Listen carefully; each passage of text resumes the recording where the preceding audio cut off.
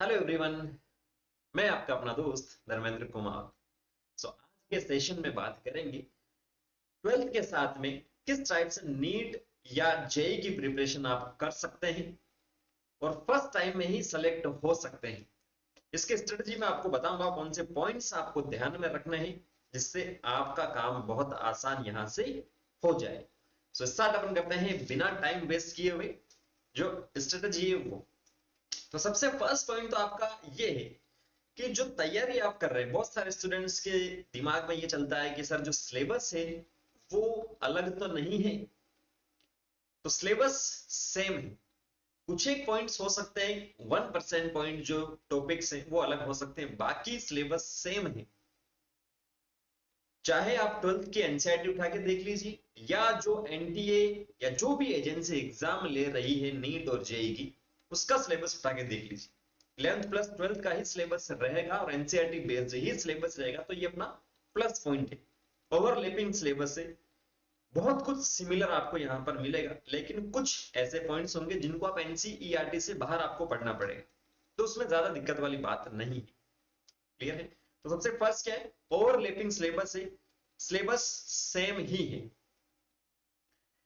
Then next अपन बात करें, syllabus तो हो चुका है सेम, अब करना आपको क्या है, डेवलप एन इफेक्टिव अप्रोच, एक प्रभावी दृष्टिकोण विकसित आपको करना है। किस नजरिए से आप देख रहे हो सिलेबस, ये बात है कि जो एग्जाम होता है, चाहे बोर्ड का हो चाहे नीट या जेई का, उन दोनों का पैटर्न क्या है, अलग अलग है।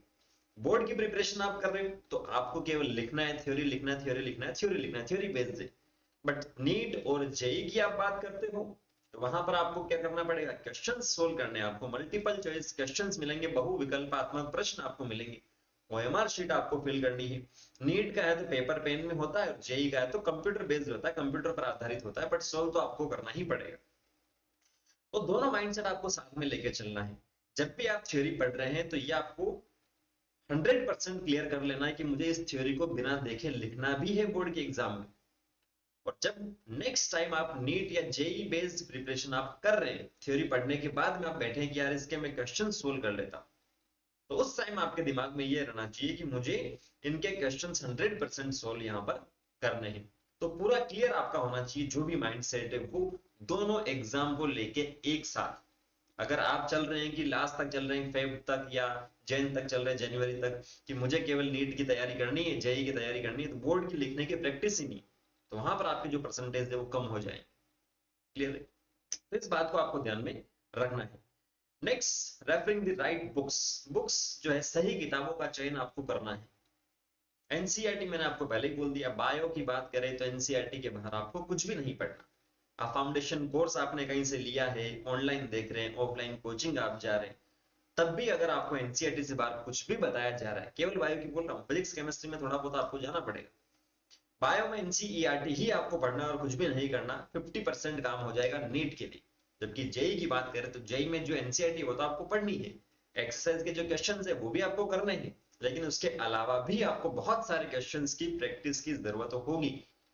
तो बायो में एनसीईआरटी सफिशियंट है, बट केमिस्ट्री एंड फिजिक्स में जो मार्केट में अवेलेबल बढ़िया बढ़िया ऑथर है, राइटर है, पब्लिशर्स है, उनकी एक एक बुक आप ले लीजिए। ऐसा नहीं कर रहा कि सारे को इकट्ठा कर लीजिए, जितना ज्यादा स्टडी मटेरियल आपके पास होगा उतना ही ज्यादा रिवीजन में आपको दिक्कत होगी।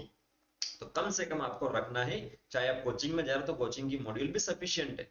ऐसा नहीं कि वहां ऐसा ही, जो भी आपको पढ़ा रहे हैं, जो भी मॉड्यूल्स आपको दी जा रही वो बहुत बढ़िया है। कुछ एक आध बुक्स आप एक्स्ट्रा ले सकते हैं प्रैक्टिस के लिए, वो आपको चयन करना है, वो आपको क्लास टीचर से डिस्कस करना है कौन सी लेनी और कौन सी नहीं लेनी। ऐसा नहीं कि कोई मेरा सीनियर था, ड्रॉपर था, उसका सिलेक्शन हो गया तो उसका सारा का सारा स्टडी मटेरियल में उठा के लेके आ गया और मुझे वही पढ़ना है। समझ पा रहे हो? तो कम से कम आपको रखना है जो स्टडी मटेरियल है वो। उसके बाद में प्लानिंग थी, डेली स्टडी शेड्यूल, आपका दैनिक जो दिनचर्या है पढ़ने का, उसको आपको प्लान करना पड़ेगा सर, कि मुझे 2 बजे उठना है, 3 बजे उठना है, 4 बजे उठना है, 5 बजे उठना है, या 10 बजे सोना है, 11 बजे सोना है। सुबह 5 बजे से लेकर रात के 11 बजे तक की प्लानिंग आपके पास होनी चाहिए, नहीं तो दिक्कत हो जाएगी। और उस प्लानिंग क्या, जो उस प्लानिंग के अकॉर्डिंग आपको क्या करना है, इम्प्लीमेंट वहां पर करना है।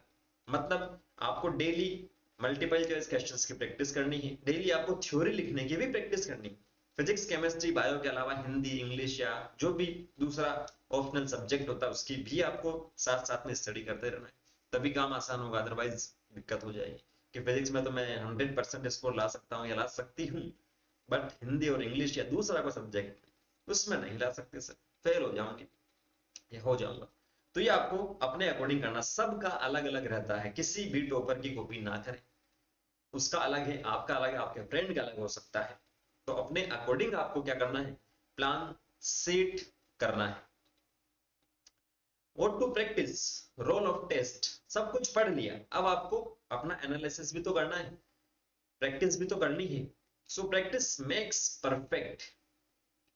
जो भी थ्योरी आपने पढ़ी है किसी भी सब्जेक्ट की, पहले आपको क्या करना है, फर्स्ट हाफ में आधे घंटे के अंदर आपको उसकी थ्योरी बेस्ड प्रैक्टिस करनी है, लिखना है, आपको सिर्फ लिखना ही लिखना है।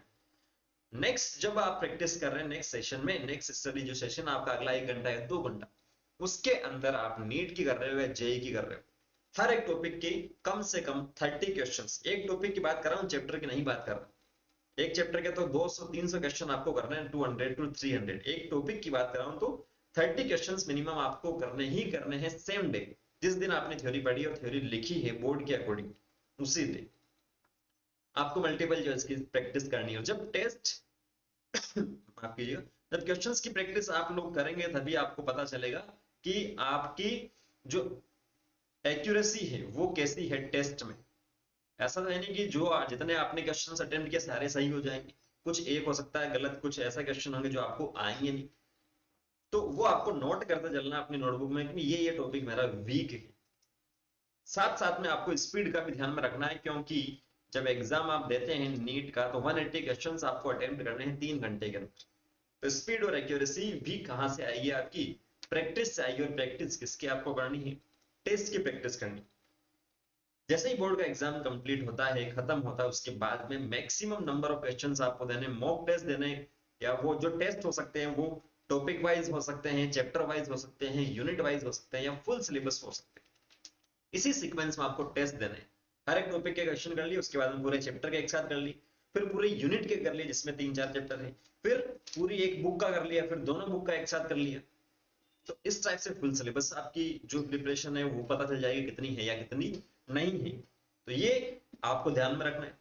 रही बात ये कि जो 12th की प्रिपरेशन आप 12th के साथ में दे रहे हैं, तो आपको उसके साथ में 11th जो है 11th क्लास भी आपको यहाँ से पढ़नी है। तो 11th क्लास का भी टाइम या 11th क्लास का जो सिलेबस है उसको भी अपने टाइम शेड्यूल में इन्वॉल्व आपको करना है, कि थोड़ा थोड़ा पोर्शन जो 11th क्लास का भी आप रिवाइज करते चले, क्योंकि 11th क्लास का भी लगभग 50 to 55% है रेशियो, 55 और 45 का रेशियो चलता है जब नीट वगैरह की बात करते हैं। तो 11th क्लास को रिवीजन आपको करना है, लेकिन उसमें फिजिक्स केमिस्ट्री बायो भी पढ़ना है, हिंदी इंग्लिश का कोई रोल है नहीं, लेकिन इसमें पांचों सब्जेक्ट आपको पढ़नी है। तो 11th क्लास में लगभग आप 1 से 2 घंटा दीजिएगा डेली रिवीजन के लिए 12th के साथ में। मेन जब बोर्ड के एग्जाम आप चल रहे हैं तो उस टाइम केवल 12th को पढ़िए, 11th को मत पढ़िए, बहुत अच्छे से पढ़ लिया, और जैसे ही बोर्ड के एग्जाम कंप्लीट होते हैं उसके तुरंत बाद आप क्या कीजिएगा, 11th क्लास को फटाफट से रिवाइज कीजिए, और दोनों को एक साथ क्या कीजिए, मॉक टेस्ट की प्रैक्टिस कीजिए, दोनों का एक साथ सिलेबस का, तो काम और ज्यादा अपना आसान होगा। क्लियर है? इन सारी बातों को आपको यहाँ से ध्यान में रखना है, तभी काम होगा। और सेल्फ एनालिसिस करना है सबसे लास्ट में, यही पॉइंट है कि मुझे कितना आता है कितना नहीं आता। नीट में अगर आपके 720 में से, मॉक टेस्ट के अंदर 720 में से अगर 500 मार्क्स आ रहे हैं, तो अभी भी आपके कितने मार्क्स कम हो रहे हैं वो आपको देखना है। 220 मार्क्स का काम आपको करना है, और आपकी एक्यूरेसी कितनी है, आपकी स्पीड है या नहीं है, इन सब बातों को खुद से आप नोट कीजिए, और एक नोटबुक में डायरी में लिखते चलिए, और जो भी वीकनेस आपकी आ रही, कमजोरी आपकी आ रही, उसे दूर करते चलिए। साथ साथ लास्ट में आप सोचते हैं कि यार मेरे अभी 550 आ रहे हैं, 550 आ रहे हैं मार्क्स, और मेन जो एग्जाम होगा उस दिन में 650 तो लेके आ ही जाऊंगा, कोचिंग का पेपर हार्ड बनता है, या मेरा सिलेक्शन हो जाएगा, तो एक दिन के अंदर कोई भी मिरेकल नहीं होता, कोई भी जादू नहीं होता एक दिन के अंदर। जो भी आपके मॉक टेस्ट के स्कोर आ रहे हैं उसका एवरेज नीट के अंदर आपको मिलेगा। हाँ, कुछ मार्क्स ऊपर हो सकते हैं, 20 मार्क 30 मार्क, लेकिन ऐसा नहीं कि 550 से सीधा 650 आप ले आओगे, ऐसा पॉसिबल नहीं है। तो जो भी गलती आप कर रहे हैं कभी से उनका आप ध्यान रखिएगा, उसमें इंप्रूव करते चलिएगा, तो और काम अपना आसान यहाँ से हो जाएगा। क्लियर है? तो ये आज के सेशन में अपन ने बात की 12th के साथ में किस टाइप से आप तैयारी करेंगे तो आपका सिलेक्शन हो जाएगा। जो भी प्लानिंग आप कर रहे हैं उसको आपको एग्जीक्यूट करना ही करना है, तभी सिलेक्शन होगा, अदरवाइज नहीं होगा। जितनी भी है, चाहे टेस्ट है, चाहे थ्योरी है, चाहे कुछ भी, तो काम आसान है। और भी किसी टाइप का आपको डाउट रहता है तो कमेंट सेक्शन खुले हैं, कमेंट करके आप पूछ सकते हैं। मिलते हैं नेक्स्ट सेशन में। Thank you, all the very best.